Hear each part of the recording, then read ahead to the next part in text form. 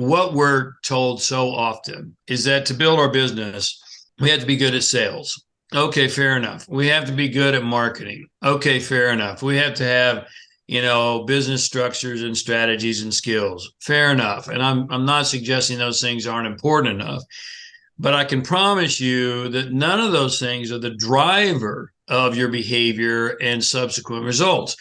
The drivers are inside, they're not outside. I had to get my philosophy correct first. I had to ask myself, first of all, I needed redemption and I knew I had to pay the price. We're all here to provide service at a high level. Service is the rent we pay for the privilege of life, period.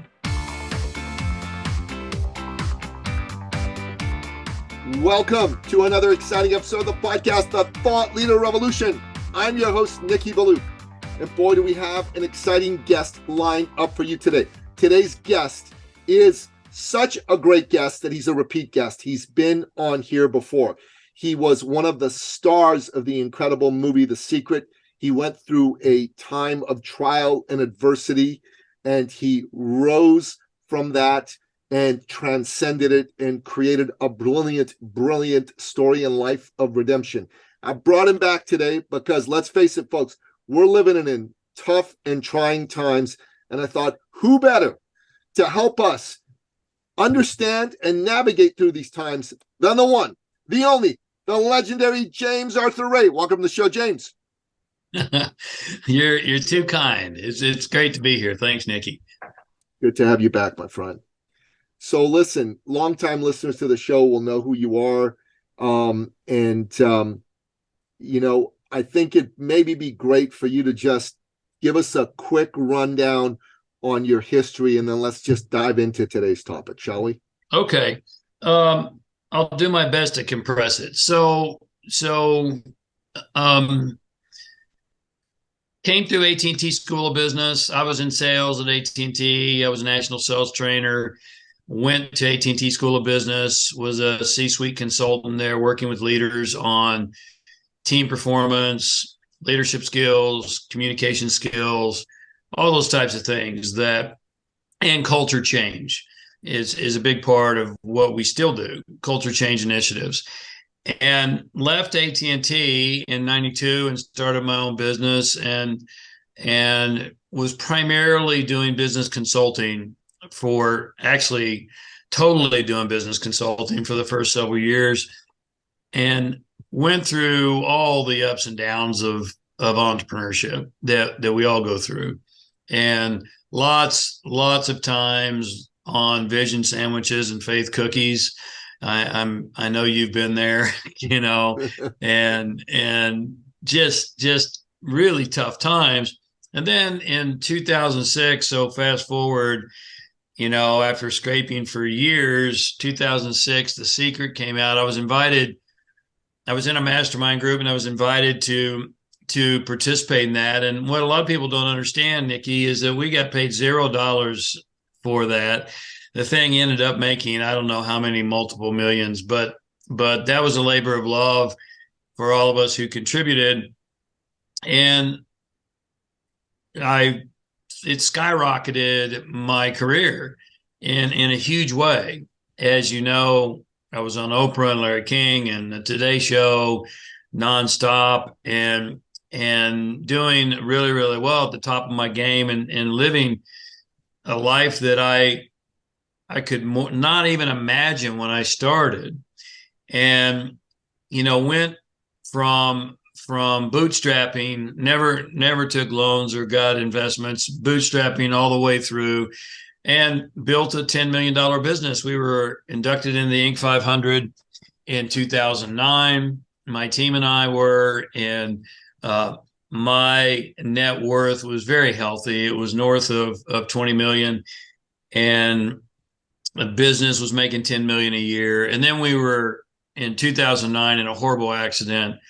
We were conducting a workshop in Sedona, Arizona, a deep dive into the drivers of behavior. And this is really important for your listeners. What we're told so often is that to build our business, we have to be good at sales.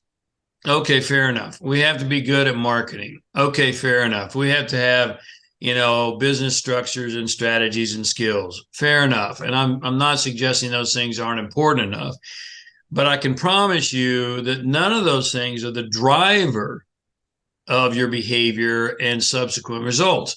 The driver of your behavior and results are not outside of you. It's not about getting new marketing skills or new sales skills or new leadership skills. And I learned this all the way back at AT&T School of Business. I could give an individual the greatest sales skills in the world, and if their internal game, Nikki, wasn't strong and empowered, if their self-image, their self-esteem, their self-confidence, their belief in themselves wasn't empowered and strong, I'd give them these great skills and they would leave the room and do the same old thing they'd always done. They would change their behavior zero. And so what I started to learn very quickly was that the drivers are inside, they're not outside. I'm not suggesting that the outside things that we mentioned, sales, marketing, strategies, structures, all those things are not important. In fact, we have a proprietary model that we use individually when I'm doing one-on-one interventions with clients and leaders, as well as when we go into a business to diagnose. And it's called the 5 dimensions of leadership and performance. We can talk about those if you'd like today. I'd like to very much. But here's the thing, you have to have all 5. And strategies and structures and skills are only one dimension of the 5. And so they're not the most important.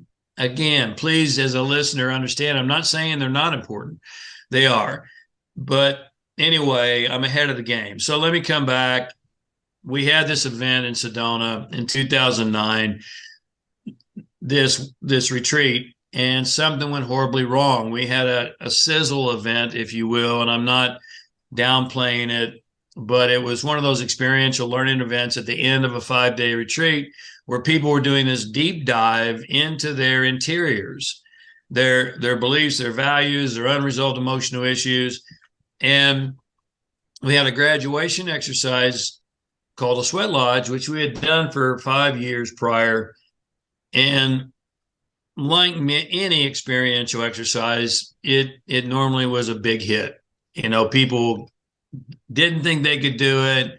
They came through it and they came out and they were stoked. And so then as a facilitator, my job was to facilitate transference, to say, hey, this frightened you. This was difficult. How can you take that and apply that to going back into your business, into your relationships, into your life? And so there is a transference potential there. And yet something went horribly wrong, Nikki, in 2009. And to this day, we don't know really what it was, because it turned into an indictment. Eventually, the state of Arizona came after me.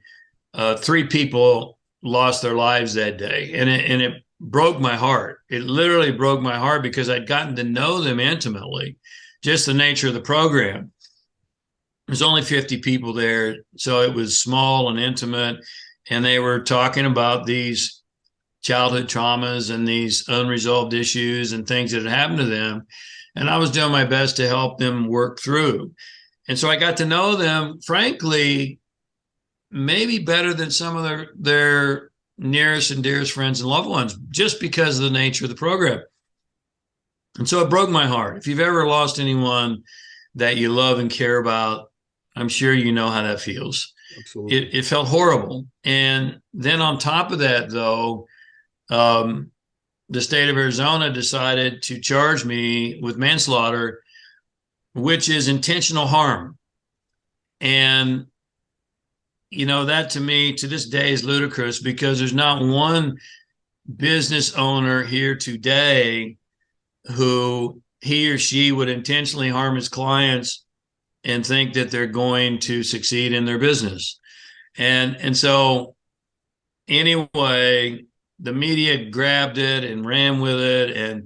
And I guess I'm not doing a very good job of condensing here, but at the end of the day, I was indicted and I was prosecuted for manslaughter, intentional harm, and the jury said no, there's no evidence of any of that.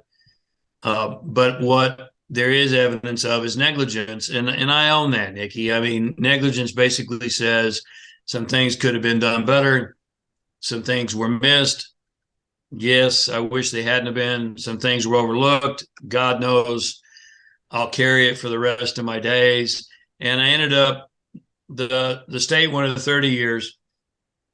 I ended up getting 2 years. And I came out in 2013. And so in 2013, which was just about 10 years ago now, I was standing in the desert in Arizona. I was in horrible physical shape. I had periodontal disease. I'd lost 40 pounds. I didn't need to lose. I was alone. I was homeless, and I was $20 million in debt 10 years ago. So, if we want to talk about tough times, 20 million, I don't care who you are. That'll rock your boat. And I had to get my head on, and I had to figure out exactly what I was going to do to turn my life around. And I was deeply in need of redemption. You used that word, and I know that my latest book is called The Business of Redemption. It took me 6 years to write it, and it was very cathartic. But redemption, I'll just say this and then I'll stop. Properly defined, redemption, which is used in a lot of religious circles, I'm not using it that way here. Redemption, if you look at the definition, is to gain or regain something by paying the price. And unfortunately, Nikki, I find, and I'm not sure what you find or your listeners find, but I'm going to guess that many of us find there's a lot of people who want to gain or regain something, gain something they've never had, regain something that they once had and they've lost, but they're not willing to pay the price. They're looking for someone else to do it for them. And there's always a price for the prize. And I can promise you the price is high. The bigger the prize you're going after, the bigger the price you must pay. And so I've paid a very heavy price. I really have. And it's something that I'll have to live with for the rest of my days, to know that I lost 3 friends, clients who became friends on my watch, attempting to, with the best intention, to help them. And there's hardly a day goes by I don't think about that and reflect on that. So here we are, and yeah, it's tough times. It's definitely tough times. It's disruptive times in our world. And yet maybe, just maybe, and this is going to sound a bit mystical or esoteric, but maybe, just maybe, in the grand scheme of things, it prepared me to help others in a greater way that are dealing with some very, not identical maybe, but similar issues. And that would be my greatest hope. That was awesome. That was a great monologue, I got to tell you. I took some very detailed notes. So, James, the last 2 3/4 years have been tough times for people. There's a lot of folks that were impacted by the lockdowns. The incidence of mental health issues for all sorts of people is through the roof. There's lots of kids alcohol abuse, drug abuse as well. Yep, that too. There's lots of kids in school who've been impacted by this BS, and they're not learning the way they were before the pandemic, the lockdown, I should say, not the pandemic. And There's folks at work who are doing something that's called quiet quitting. It used to be known as presenteeism, where they show up and they're not really doing the work. And there's folks who don't Retired want to in come back. place. Yeah, it's herding cats. Elon Musk just said to the folks at Twitter, we're going to need to step up the intensity, and whoever's up for it gets to stick around. If not, quit. And hundreds of Twitter employees quit. This is unprecedented in our history. And entrepreneurs in particular right now are trying to figure out, how do I survive in these times, never mind thrive? Now, I know you and I believe that people can thrive in these times. What I was wondering, what's your take on the type of times we're living in right now, and what it's going to take for people to be able to really transcend these times and thrive?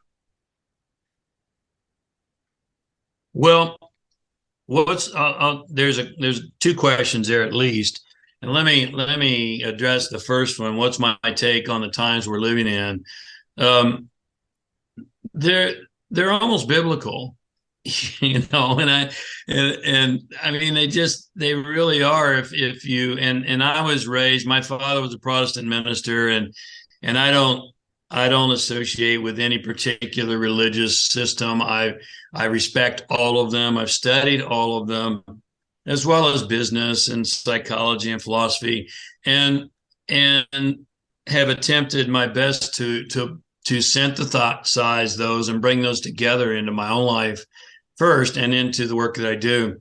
And so they're like almost biblical if you look at what's going on in the world, and it's very frightening on one level. What they say in the mystery traditions is that you have to learn to see into things versus just look at them. Now that's pretty profound, and let me do my best to explain that and break that down. When you can, and let me use a simple example, and then we can apply it to the world at large. So, why would someone believe that or do something horrific or hateful to another person? If you look at the situation on the surface, then you go, man, they may have a screw loose. That's really just not even moral. If you see into it, then, and really dig deep and say, why would someone do that? Fill in the blank of what that might be. Then you'll learn, and I learned this in prison, Nikki. When I first went into prison, I went in kind of arrogant, and arrogance and ignorance are close bedfellows. They really are. And I went in arrogant. I didn't think I was arrogant, but I was quite ignorant, because I thought, first of all, I didn't belong there. And secondly, there was all of them, murderers and rapists and thieves. And there was all of them, and then there was me. Well, I'll tell you a quick story, if I may. Mm-hmm. And I write about this in The Business of Redemption, is that there was a guy, there's lots of gangs in prison. And there was a guy who ran the yard named Justin, had a shaved head, and he had a big red swastika tattooed across his entire dome. He was part of the Aryan Brotherhood, not very loving guys. Really the kind of guy that you just don't want to mess with. There was a darkness about him. I saw him, he probably weighed 180 pounds, not that big, and walked with that gangster slump. I'm sure you've seen it, that just kind of said, don't mess with me. I saw him take a 265 pound man named Skull Crusher, nickname, to the ground. in under 10 minutes. Take him down. He was a grappler. And so Justin had this air about him, just don't mess with him. And so I didn't, I kept my head low because when I went into prison, I didn't know if I was going to be raped or stabbed or killed. I didn't know if I'd make it out alive. The only thing I knew about prison was what I'd seen on HBO, and that wasn't very pretty. And there's no prep work for that. You just kind of get OJT, on the job training. And so I kept my head low. I had a guard tell me early on, hey, just do your time, keep to yourself, and get home to your family. And that's what I was looking for. So when I would pass Justin on the yard, I would swing wide. I would walk off the sidewalk, and if we're coming down an aisleway together between the bunk beds, I would move to the side, and I was just incredibly passive and docile in this environment because, at any moment these guys could lose it, and it was not pretty. And so I was just being smart. I was just being intelligent. And so anyway, I look up one day, I'm laying in my bunk, and I finally got to minimum security, protective custody, actually. When I first went in, I was in the hole. I was in lockdown, maximum security, and because they were afraid something was going to happen to me. And I was kind of a celebrity. The media had run my face and my name all over, and everyone there knew who I was. And they were afraid something was going to happen to me, and that would not look good on them. So they put me in maximum security in the hole right next to death row. And I was happy because I felt safe, behind these iron doors. And yet then eventually I went to protective custody, where I had to interact with the inmates. And these were all gang members who had turned on their gang or ratted out someone, and they had to go into PC so that they wouldn't get killed. And so when I was in protective custody, I was laying in my cell, and the doors were open in protective custody for most of the day. I look up, and lo and behold, there standing in my cell door is Justin. Now, there's a real culture in prison. It's not very moral, but there's an ethics, big difference. There's an ethics and a culture, and they all abide by it. Even the tough guys, even the leaders. And so he's standing in my door, and he said, and one of the rules is you never cross, and I'll just quote, you never cross the threshold in another man's house. That's what they called yourself, without permission. And he even abided by this. So he's standing in the doorway, and I look up from my book, and I'm like, holy crap, what'd I do?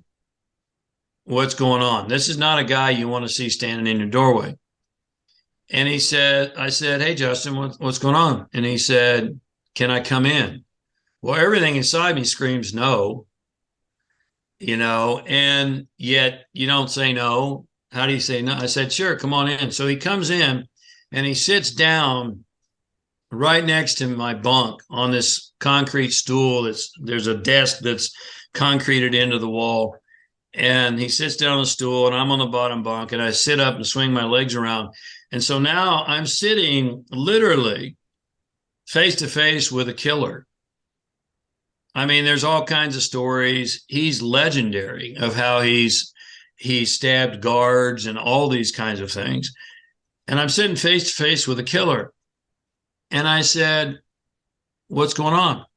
And man, my heart's beating like a drum because I feel like I've probably committed some infraction, and you never know until after you've done it, because it's not written anywhere. And he goes, oh, I don't know. He starts stammering. He's like, I don't know. I don't know why I'm here. He said, I'm getting out soon. Well, I had heard this. And I said, yeah, I heard that. And he said, I'm not sleeping very well. He said, I'm just not sleeping very well. It must be my celly. My celly's kind of weird. You know how he is. And maybe it's his energy. I'm not sleeping very well. And it clicked for me, Nikki. I was like, he's afraid. Now, this is a guy who's not afraid of anything. I mean, quote, end quote. And so I looked him right in the eye for the first time. And I said, you know what, Justin? I said, let me ask you a question. How am I doing in here? And he said, well, I think you're learning pretty quick. You're doing pretty well. And I said, that's great. I said, because you know what? I was scared to death when I came in here. I said, you know what I was scared of? He said, what? And I said, you. And he kind of took pride in that, right? And I said, not literally you, but what you represent, because it's so foreign to me. I said, what do you think the odds are of you and me sitting here face to face, having this conversation, given where you grew up and how you grew up and where I grew up and how I grew up? What do you think the odds are that we'd be sitting here face to face? He said, slim to none. He was a pretty sharp guy. He said, slim to none. I said, exactly. And yet here we are. I said, I came into your world, sorry, Justin.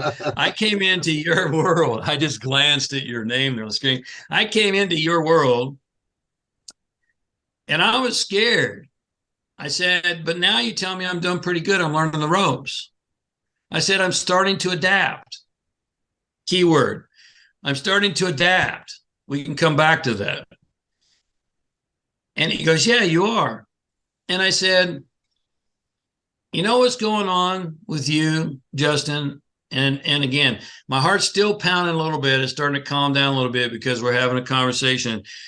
I said, you're scared. And he kind of prickled, because this is a guy who's not scared of anything. He would tell you. I said, you're scared. And I said, you know what you're scared of? He said, what?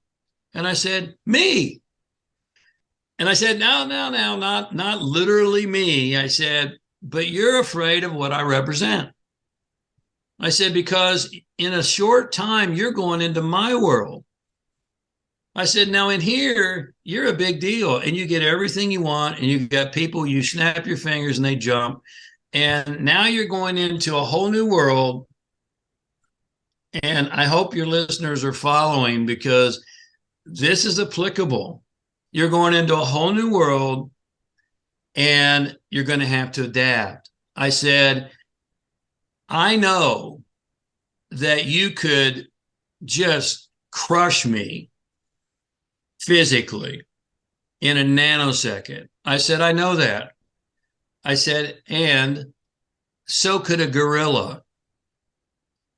And I said, and I paused, and he's thinking, his head's down, he's kind of thinking. And I said, a gorilla could do that, Justin. I said, you're more than a gorilla.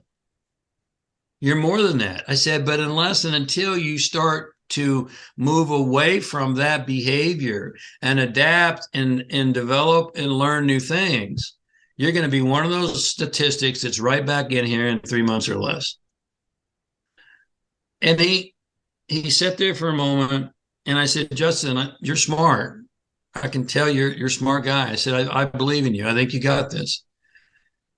And then he kind of cleared his throat and he goes, well, I got to go to lunch. And he got up and just walked out of the cell. Here's one of the multiple points of that story. I learned in that moment, Nikki, that it wasn't me and them. We're both the same guy. We're both swimming in the same soup. I realized that I was on the ship of humanity. And right now I'm in the boiler room on the ship of humanity. And in the boiler room, you throw coal and you sweat and you tattoo yourself with all your gang insignia and you curse and you try to prove your importance and how powerful you are. But all the way up in the penthouse of the very same ship, what do? We tattoo ourselves with fancy jewelry. We drink. We cheat with our best friend's wife. We have conniving strategies in business. We cut corners. It's the same behavior. It's just manifested in a different way. And so all that to say, and maybe long to get to the point of that's what's going on in the world right now. And when you can see into, because from that moment on, whatever help I may have given Justin, he helped me just as much. He taught me just as much. I realize all of us are doing our best to escape pain, and some strategies are better than others. And if we had more resources and more abilities, we might not choose dysfunctional strategies, but some of us just don't. And so we do the very best we can with what we have at the moment. I truly believe that everyone there's some horrendous things going on in the world right now, Nikki. And I don't want to wax political, because we have a whole wide variety of people probably with a wide variety of beliefs. And I was doing an interview yesterday, and the person's belief system was so opposed to mine, and I just didn't say anything. I just do my best to try to see into versus looking at the surface. They say in the Toltec tradition, the warrior never judges things at surface value. And I love that. If you can see into it and ask yourself, why would someone think that way? Why would someone do those things? Why are the things happening in our world that are happening in our world? It doesn't mean you have to agree with them. But you can see clearly and you can understand them. And when you understand them, then maybe you settle down and you start to work with that versus against it, if that makes sense. As an entrepreneur, you're looking down the current milieu of our world. You see inflation. You see people stressed out and anxious, because of the current state of the world. And you're looking to yourself and going, how do I win today? How do I thrive today? What's your answer to that? Well, it's not easy. And what the research proves, we live in a world and we have a school system that has failed us tremendously, focused entirely on IQ, intellect quotient. And yet mountains of research prove that EQ, emotional intelligence, and AQ, adaptability intelligence, and now SQ, spiritual intelligence, is now being talked about, is far and away more predictive of life, relationship, and business success than any IQ ever has been or ever will be. I mean, I'm sure, Nikki, you like me know someone who is an intellectual giant and they're an emotional child. Oh, so many people, it's not even funny. Yeah, it's not. It's quite sad. And those emotional children are the one that you were referencing, and they might be in their 60s. It doesn't, chronology has nothing to do with it. And this is key for the entrepreneur, because I submit that the greatest thing that we must do is to not learn marketing and sales and strategies and structures and systems. I'm not saying those aren't important. We've already talked about that. They are. They're 1/5 of the equation. But what we need to do is work on our psychology. And if I may, real quickly, let me just give you my proprietary model on leadership and performance, the 5 dimensions. Philosophy is a foundation, psychology, physiology, fancy word for your body. Yeah. Community, the people you surround yourself with, and then strategy. So those are the 5 dimensions that all have to be looked upon. And here's the thing: your philosophy is the foundation of your psychology. That's the first understanding. Your psychology always drives your strategy. Now, we could say it in a simpler way: the way you think and feel is always going to determine how you act. And so if I have a low EQ, emotional intelligence, a low AQ, adaptability intelligence, then I'm really frightened and uncertain, and I'm in a world of hurt right now because we have to be able to strengthen our emotional quotient, EQ, just to deal with what's going on in our lives and our businesses and our families. I mean, I'll give you a really simple example. Thanksgiving's next week, as we know, not for you guys in Canada, I guess, but for here, it's next Thursday. And thank God my wife Bersaba and I are not big turkey fans, because she was looking online at turkeys at Whole Foods yesterday. $180 for a turkey. Whoa! $180. I mean, whoa. I mean, I can't even fathom, and so we have to learn to adapt. Raise us some turkeys, James. Yeah, I mean, no, thank God we don't eat turkey. We don't like turkey. She was just checking it out because she was looking for smart things. Yeah, man, that's like golden turkeys or something. But nonetheless, that's what we're confronted with. $6 a gallon gas and all those kinds of things. That let's not try to sugarcoat it. It's tough. And so we have to adapt. And how do we adapt? Well, we look at necessities versus non-necessities. We look at all of those kinds of things. I mean, as you probably are aware, Meta is laying off 11,000 people, and Amazon's laying off 10,000 people. I mean, that's a lot. And if Amazon's doing it, what's that mean to guys like you and me who have a small business? And so that's the reality. Now, we can dwell on that, and we can grumble about that, and we can get emotionally distraught about that, which doesn't serve us at all. Or we can say, how can I use this? And I think 2020 was a great example. In 2020, Bersaba and I pivoted very quickly. We pivoted our business. We were doing live events and one-on-one coaching and intensives, which we're still doing, but we very quickly pivoted to doing them on Zoom. And because obviously during lockdown, we're not doing live events.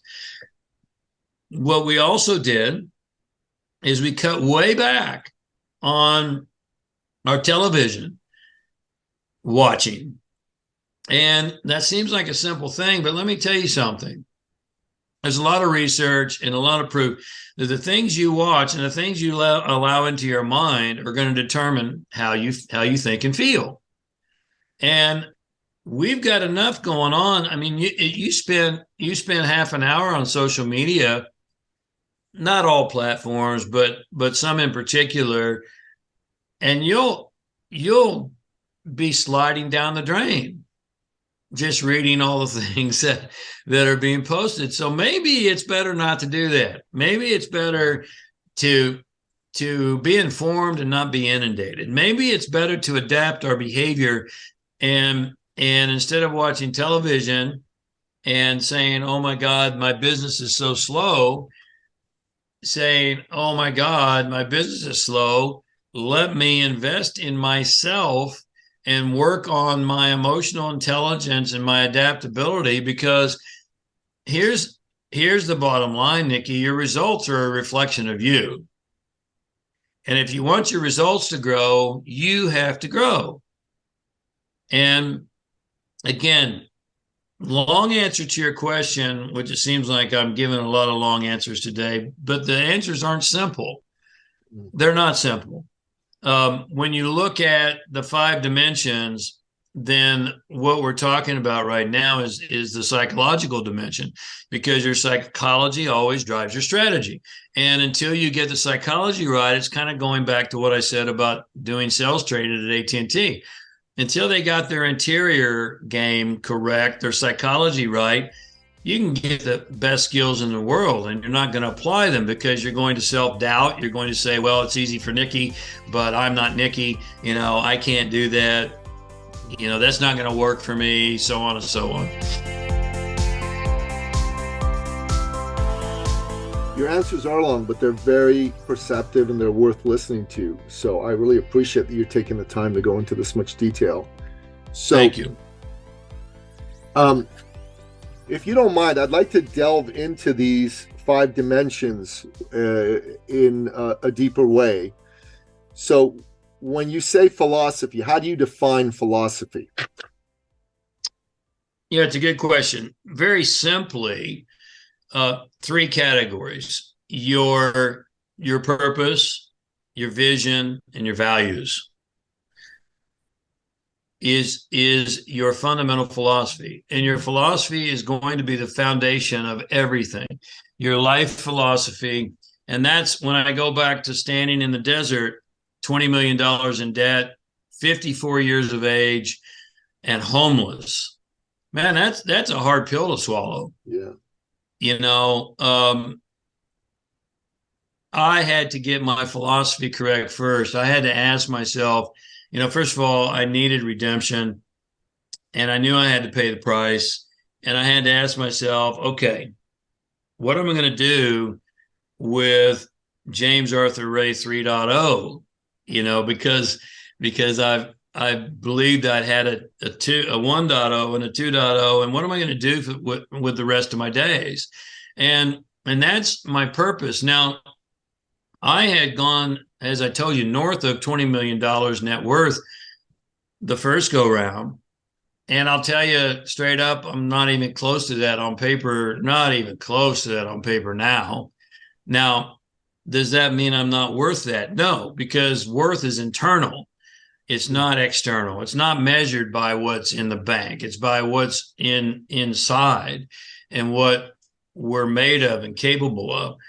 And I had to figure out what my purpose was. And this is true in a business as well as an individual. I had to get really clear on why I was going to continue, because it was really inviting at some level after I'd been hammered so hard in the media and called all kinds of names and trolled and man, I've taken it, and there was a whole lot of seduction to say, I'm just going to go off and fade off into oblivion and get a job somewhere and fly under the radar and just go home at night and sleep in my own bed.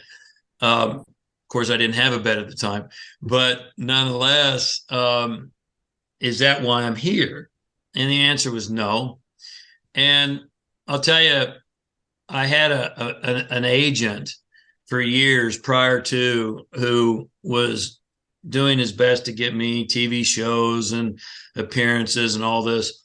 And I said to him when I got back from prison, I said, I don't want anything to do with leadership or personal performance anymore. And one of his clients was the guy who hosted Dancing with the Stars. I don't know his name, but I said, that guy on Dancing with the Stars? He goes, yeah. And I said, I want to do that. He goes, well, you could do that. I said, I know. Just give me a job like that. I just want to go do something mundane, host a show, go home at night and not have any other responsibility. Well, I didn't really want to do that. I mean, because, that sounded like something in the moment, but that's not my purpose. And so purpose tells you why you're here. and it tells a business why they're in business. And let me just say simply, we're all here to provide service at a high level. Service is the rent we pay for the privilege of life, period. You know, God doesn't owe you anything. Your parents don't owe you anything. The government doesn't owe you anything. We owe God, in my opinion, for the privilege of life, because life is a privilege. Even when it's hard, it's still a privilege. It can be a heck of a ride, and it's still a privilege. And so service is the rent we pay for the privilege. And that's a purpose has to be focused on contribution and give back. That's why we're here.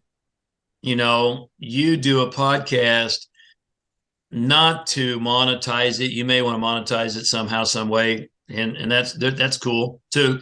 At some point, get sponsorship. That's great. And ultimately, you do your podcast because you want to provide value to your viewers, and you want to contribute. And we all are hardwired to do that. Vision. So purpose tells us why we do what we do, individually as well as a business. Vision is what we're going to accomplish. It's much more specific. Purpose is more spiritual, if you will, more ethereal. And vision gets much more specific. And a vision is not a goal. We can talk about goals. You hear a lot about goals, but a vision and goal are different, very different. A vision is higher level than a goal. Goals are incremental steps of measurement in the accomplishment of your vision. And that everything I'm talking about, these 5 dimensions apply individually as well as to an entrepreneurial business, any business. Even we worked with an $80 million business recently on a consulting basis. It doesn't matter. The principles are cross-contextual. And so vision tells us what we're going to accomplish in the world to fulfill our purpose. So the purpose tells us why, vision tells us what, and then finally we have values. And values are the behavior. You make every decision, every moment of every day based upon your values.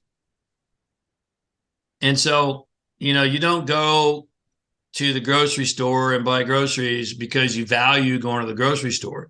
You go to the grocery store and buy groceries because you value eating, and you value life, and you value sustenance. We make every decision from the most complex to the most mundane based upon our values. And if you can get your mind around that, Nikki, as a business or as an individual or as a relationship, Bersaba and I do work in relationships as well, as you know, yeah. And it's the same principles are the same. What do we value? Now, here's the hard medicine. I was just talking, we have a course called The Way of the Warrior. It's the Toltec teachings, and it's 14 weeks long, and we meet every Tuesday night. And I was just talking this week with the group, and I said, show of hands, how many of you, Bersaba and I are going to give you a car for Christmas? Everyone laughs. And I said, we're going to gift you a car, and you have 2 choices. And I'll just ask you, Nikki, this will be fun. Put you on the spot. So yeah. I'm either Bersaba and I are going to give you a car for Christmas. We'll ship it up to Canada. No worry, it's on us. And if you believe me, then I've got some swampland I want to sell you too. But nonetheless, you got 2 choices, Nikki. It's either a 750 BMW or a Bentley. Which one do you want? Bentley. Everyone says Bentley. Why do you want the Bentley? Let me tell you something that you may be hearing for the first time. They're the exact same car. You didn't know that, did you? BMW owns Bentley. They're the exact same chassis, the exact same engine for the most part, the exact same car. And there's a little difference in accoutrements. if you've ever been in a Bentley, which I have. I mean, but a 750 is a pretty nice car. It is. But 99.9% of the people raise their hand and go, oh, I want the Bentley. Why is it you value a Bentley a higher degree than you value a BMW 750? It's not your values, it's social conditioning. Yep. Does that make sense to you? Totally. And so here's the hard medicine for all of your viewers. When you really dig into it, most of us have never in our life thought for ourselves. Mm. We are the byproduct of other people's habitual way of thinking. Society at large, your parents, your grandparents, your friends, your family, the media, the list is endless, has conditioned us that certain things are more valuable and other things are less valuable. And we've just bought in. We bought in. And we've never really thought for ourselves. And most people get a little prickly when I sometimes people come to me and they want to tell me what they want, and I'm doing coaching with them. And I say, okay, well, who are you? Well, they can't answer because they don't ever think that way. How can you tell me what you want in your life, your business, your relationship, if you don't know who you are? You can't. You can't really, because everything you're going to iterate is something that's been conditioned into. It's not yours. It's been handed to you. And so, there's all this talk about, you mentioned Elon Musk. I have a lot of respect for the guy. Yeah. He's taking over Twitter and he's getting all kinds of grief. And, kudos to Musk. He's losing millions of dollars because of something he believes in. And I think he's a great example, to humanity. And because that's purpose. That's purpose. He tweeted today, my wife Bersaba read it to me, Nikki. He said, you want to know how to make a small fortune? I saw that on social media. Did you see that? Yeah. Yeah. Start off with a large fortune. He's pretty witty. But I don't even know why I brought him up now. I lost my train of thought because I'm talking about, but the point is that most of us never think for ourselves. We are conditioned by socialized mind, and unless and until we know who we are, we can't really know what we want. And so that's all part of philosophy. And it's complex, but that's the work that we do in helping to clarify that. And let me tell you something, Nikki, I'm not making a fraction of the money I used to make. I'm way happier. I'm way happier than I ever was. And what I like to make, be happy and make that amount of money again. Sure. And if it's right, I will. But if it's not, I know what my purpose is. I know what my vision is. I know what my values are. And that's my foundation. And when I get up every day and I'm living those, then the world can go through this big tsunami, and I can to some degree or to a great degree be at peace inside. And I know we're going to run out of time, and I don't know. You're asking me questions. I'm on a roll today. Well, because we haven't talked about. If you don't have to leave, we can keep talking a little bit past the hour. If you do have to leave, then okay, no problem. So that's philosophy, and you ask about all five. So I don't know. Yeah, we're going to get into that in a minute, but I just want to address what you just said.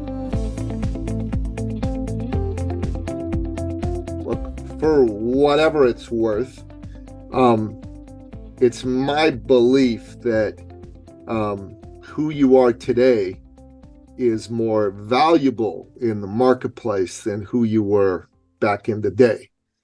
And it's also my belief that if you make a decision to have the purpose and the money, because I'm I'm kind of clear just from the many interactions you and I have had that right now your decision and your focus is on the purpose and not on the money.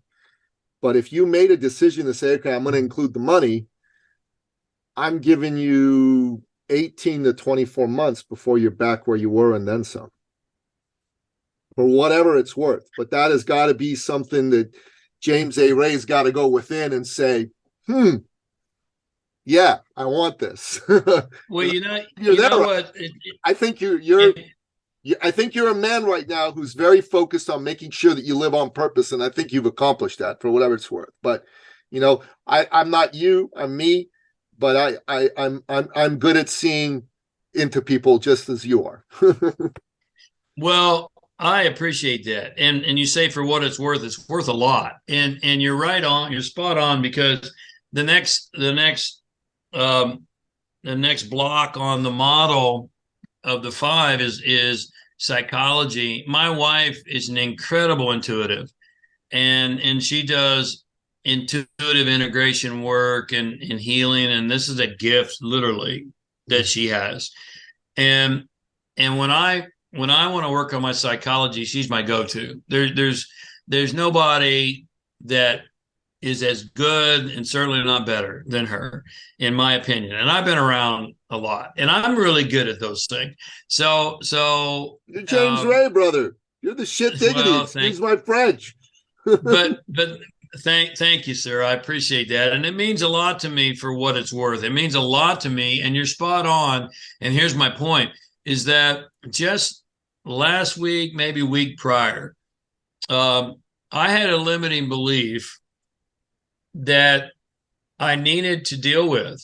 And this is a psychological piece.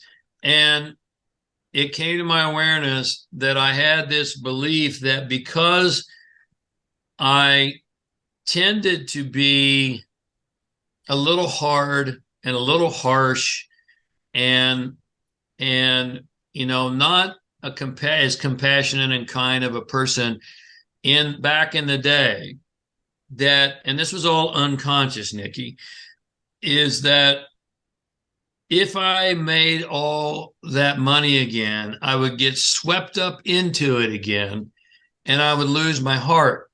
And that's just not true. No. And so it's not. It's really not. And I know that now. And so what you're saying, I really resonate with it, and I appreciate it, because I know who I am now, and that's not going to change when I make a lot of money again. It's just not. And so, yeah, nothing happens by accident. And so for you to say that here today means a lot to me, because I just went through a 2-hour process with my wife of processing this whole issue around, I'm going to be kind of a jerk if I make money again. And my intention has always been good. But man, I look back at who I was, and I kind of thought I had arrived, and I was not very compassionate. And when you say that I can help people more now, I remember, and I'll tell you again another quick story, if I may. Sure. Someone stood up. We're going to have a Joe Rogan type show today, brother. It's going to be in the multiple hours. In 2008, the economy really took a hard left. Yeah. And real estate. And I was still on the top of the game. I mean, I was doing live events, and there was never less than 500 people in the room, and sometimes up to 2,000 people. And every once in a while, I let people get up on microphone and they would ask questions. Well, I remember this lady stood up on mic in 2008, and she said, James, they're foreclosing on my home. What do I do? What do I do? And I, on the top of the mountain at the time, worth 20 plus million, with good intention, I came back and I said, look, the bank doesn't want your home. I said, they've got too many homes already. What they want is a commitment and a plan. I said, so you get totally committed and you come up with a plan. and you call them and you convince them you're committed and you give them your plan and they'll work with you. I believe that. And she's like, okay. And she sits down and maybe feels a little inspired and motivated. Well, fast forward to 2010, my home in Beverly Hills. Bank of America, I couldn't pay the mortgage. After everything went south, everything started falling apart. I had 7 foreclosures, and which told you I had a lot of real estate. And my home in Beverly Hills, I really wanted to hang on to it because it was my dream home. And when I built it out, I intended to never leave. I had a full-fledged movie theater and the works. I mean, I'd come home from the road and I'd have everything I needed right there. And so I was doing my best to hang on to it. Well, Bank of America was putting the thumb screws on me, and I called them up committed and with a plan. Well, that was at the same time that Obama gave all the money to the banks. But unfortunately, he didn't give them any parameters as to how they had to use money. Interesting conversation we could have there, but we won't. Oh yeah. And so the banks had all this money from taxpayer dollars, and I called them up with a commitment and a plan, and they told me to pound sand. They could care less about my commitment and my plan. They didn't need to care, because they had all this bailout money. And they're going to take my house. And so what? It was a $5 million home. So what? They could only sell it for $2 million. They didn't care. And they really were just rude and cocky about it, quite frankly. And this is the same bank who was literally shining my shoes when I got the mortgage. They loved me so much. Well, I reflected back on my conversation with that woman in the audience, and it broke my heart because here's what I realized, Nikki. Your arm is not long enough to help someone in the valley when you're on the top of the mountain. When I was on top of the mountain, I'd be like, hey, come on up here. The air is pure. The view is pristine. It's gorgeous. Come on up. And people down in the valley going, I can't, James. They're foreclosing and this is going on and that's going on. And I've lost my job. Oh, yes, you can. Come on. Come on. You can do it. Just climb. I really believe that, Nikki. And now I know your arm's not long enough to help people from the top of the mountain who are in the valley. You got to get down there with them.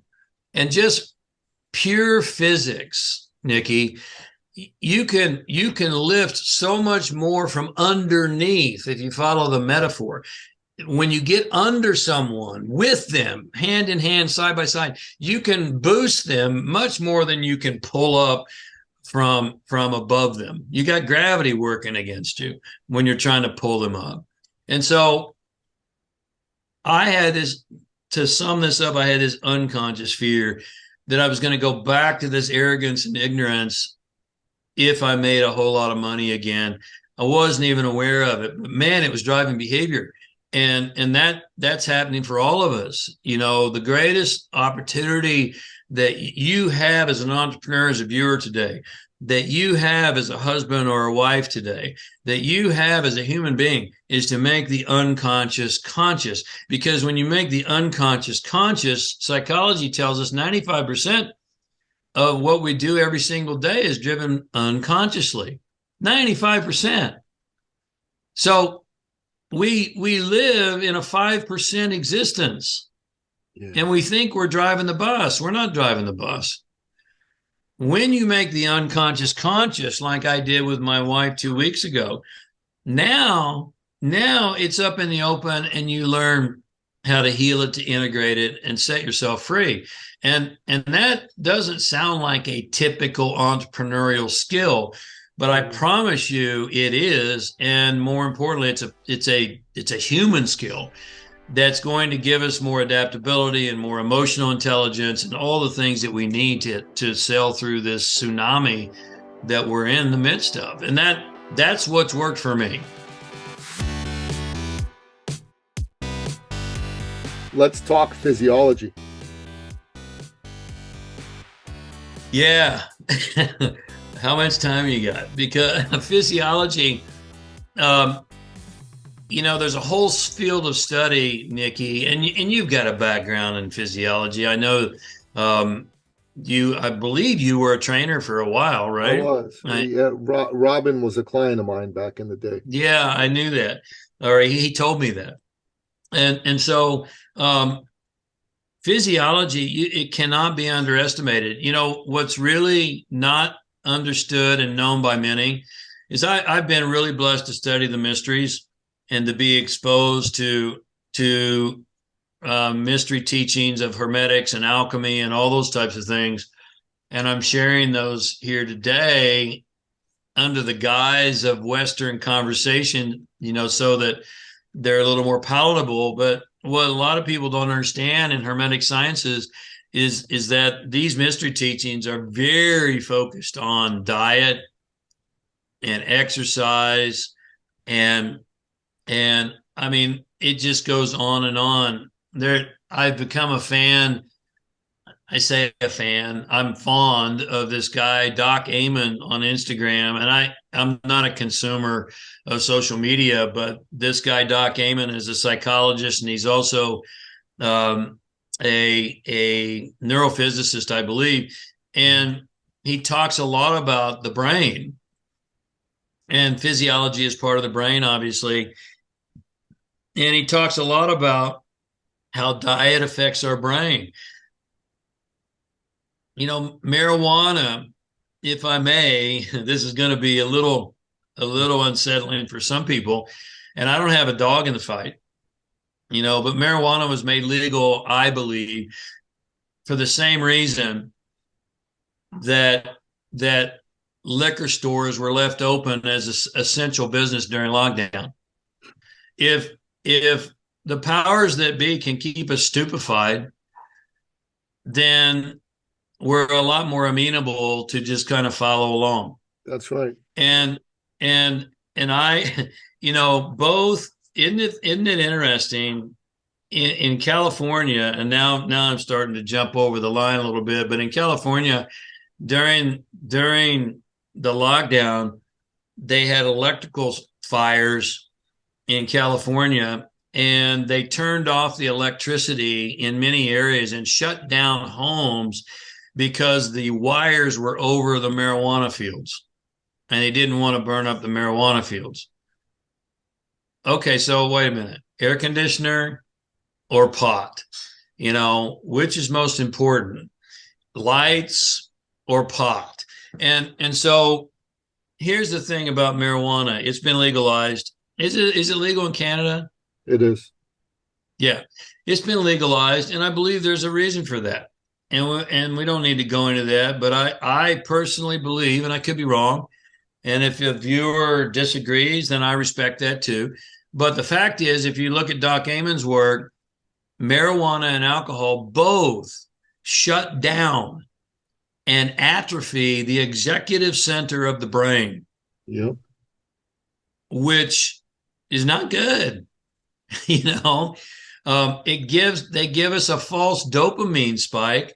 And when we have this false dopamine spike, then we feel euphoric and we feel good for a minute, but then we crash. And then we need to have it again. And after a while, we get diminishing returns because, I talked to a lady recently and she said, my friend and I were out, we'd had some drinks, but we hadn't had that much.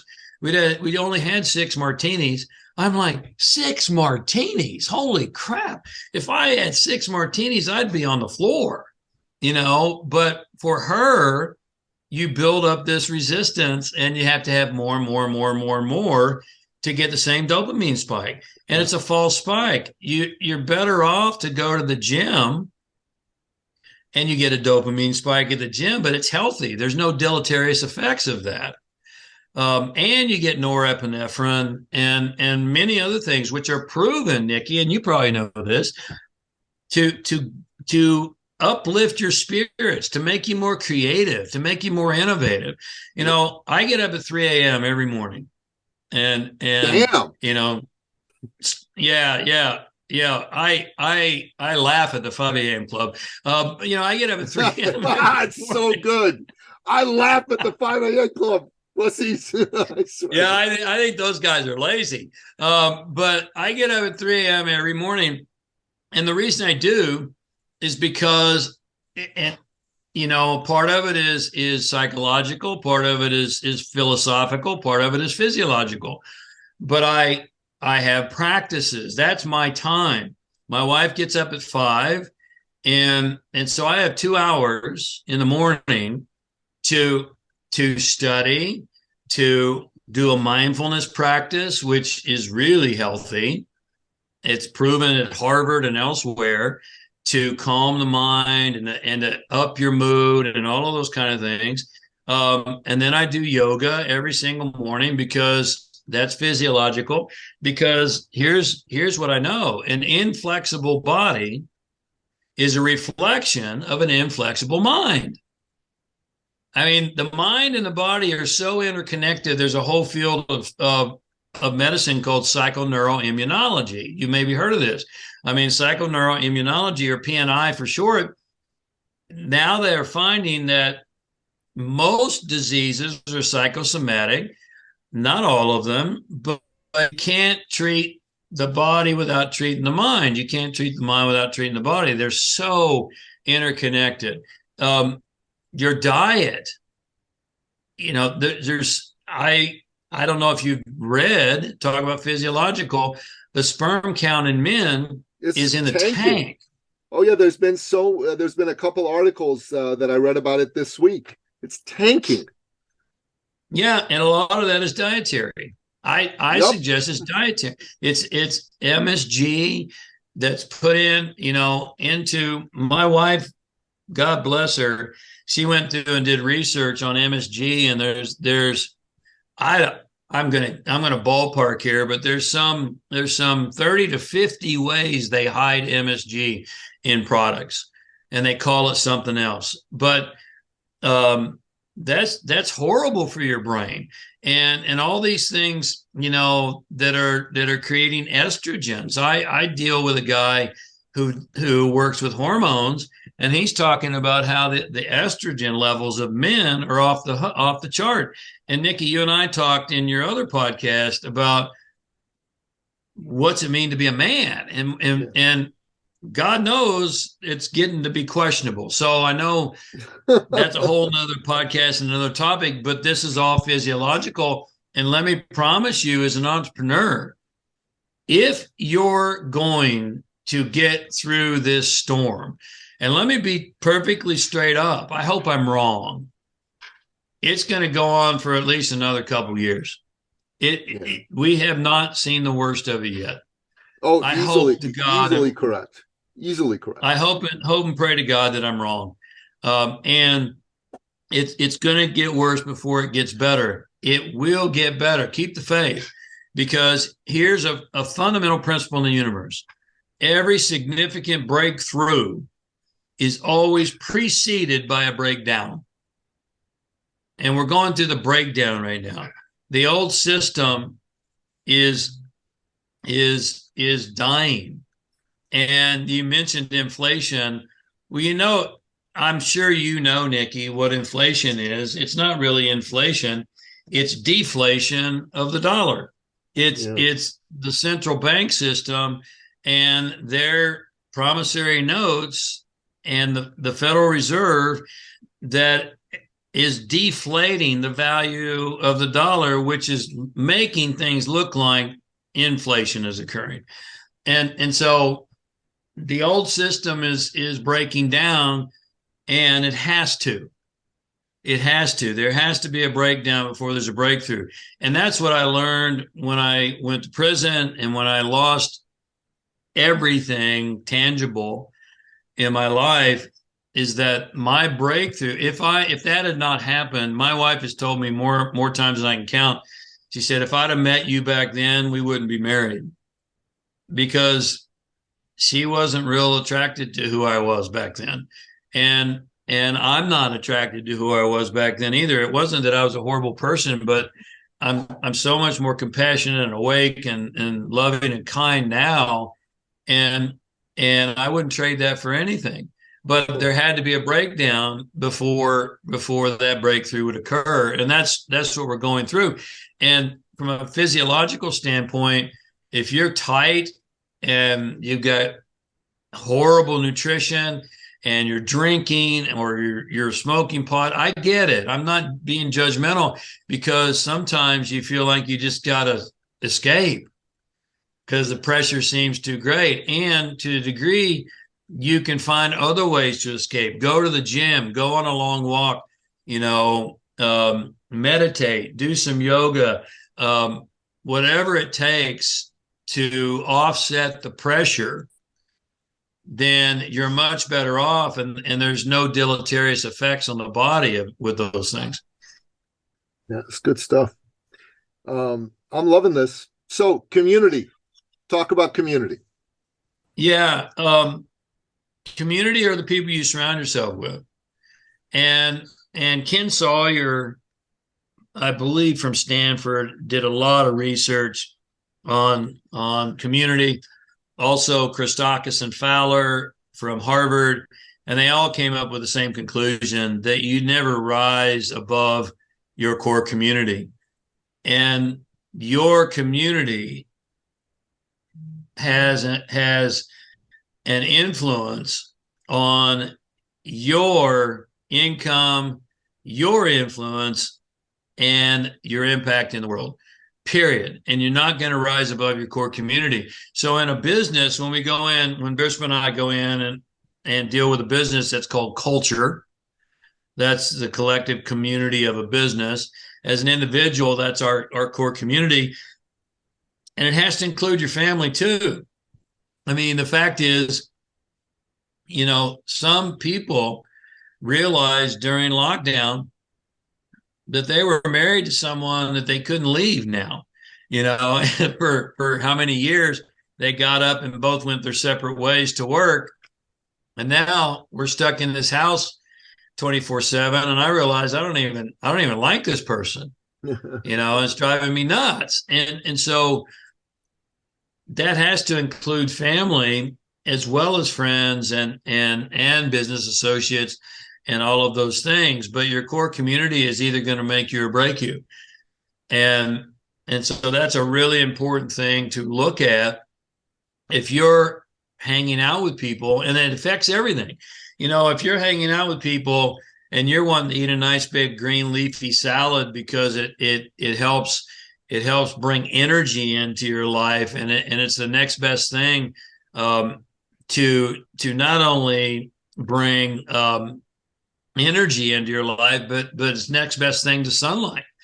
It is to eat this big salad, and you're hanging out with a group of people that say, well, let's go out and have a cheeseburger and fries. Then it's going to be tough. It's not impossible, but it's going to be harder. And research proves if your friends are overweight, there's a greater chance you're going to be overweight. Because why? We tend to do the same things and hang out in the same places and go the same places and eat the same things. And so that's just a physiological component. But psychologically, if your core community is constantly bitching and moaning and complaining about how horrible everything is, it's very hard to not get sucked into that. Yep. Just the same as if you're watching the toxic media. Yeah. So anyway, all of these principles can be fleshed out a lot, and I know we've got some time constraints, but hopefully that helps understand. And again, in a business, I'll just say this for the entrepreneur, is that there's an underlying culture that drives behavior in the business. And that culture is mostly unspoken. It's kind of like what I mentioned in prison. There was a culture, but it wasn't written anywhere. Right. It was something you typically found out by infraction. And so most of the cultures that drive a business are unspoken. And so when we go into a business and we do a diagnostics, we spend a lot of time doing focus groups and one-on-ones and asking a lot of questions that are innocuous on the surface, but we're looking for underlying themes and principles that tell us what's driving behavior in the organization. Because if you want to change the results, you have to change behavior. And if you want to change behavior, you have to change the culture. And so hopefully that hits both individual and business for the entrepreneur.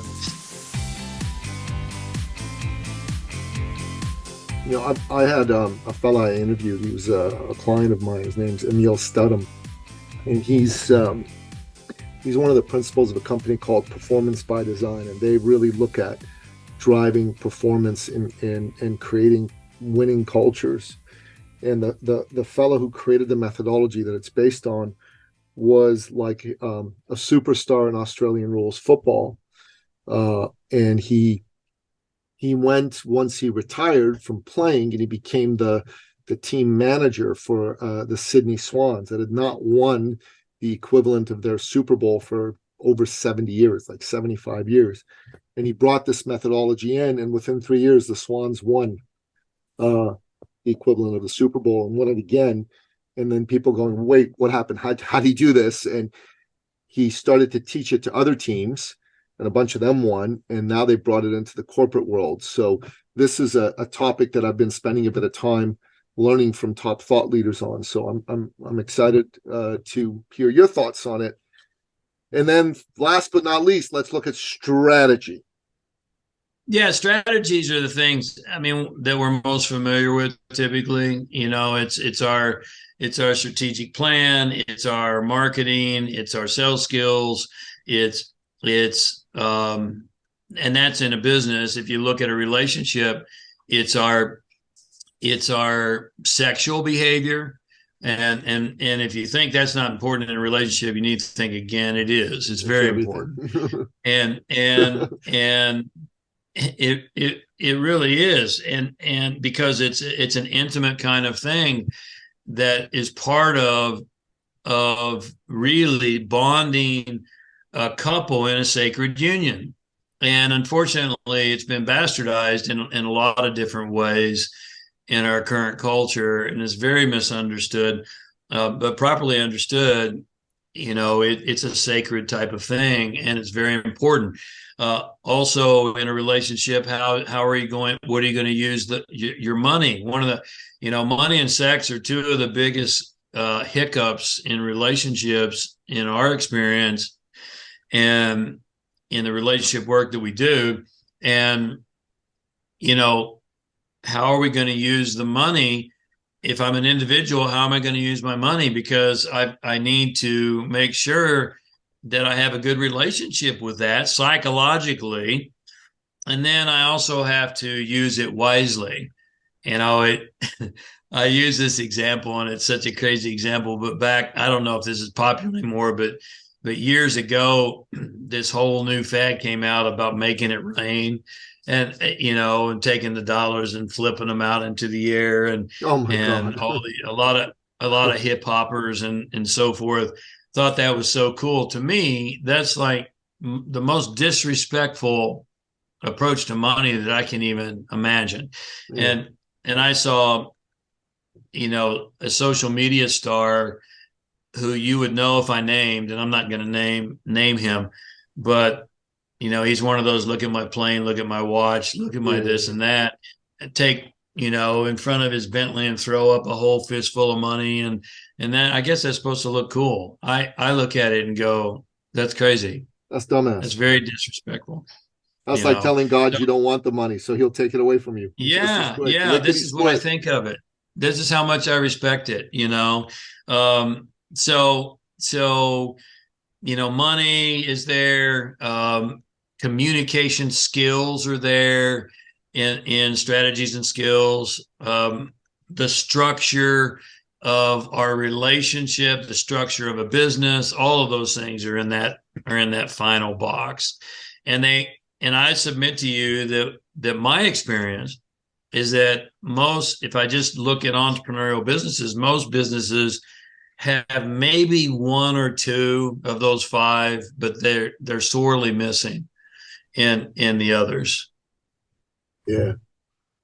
James, this has been very enlightening. I really appreciate you taking the time to share these 5 dimensions. I really appreciate you taking the time to share your stories with me as well and with the audience. So we end off every episode by asking you as the guest expert for 3 what we call expert action steps. These are like bullet point actions that people can take immediately to make a positive impact in their life or business. So what do you say? This is easy for me. I would say take a self-inventory on the purpose that you're doing what you're doing.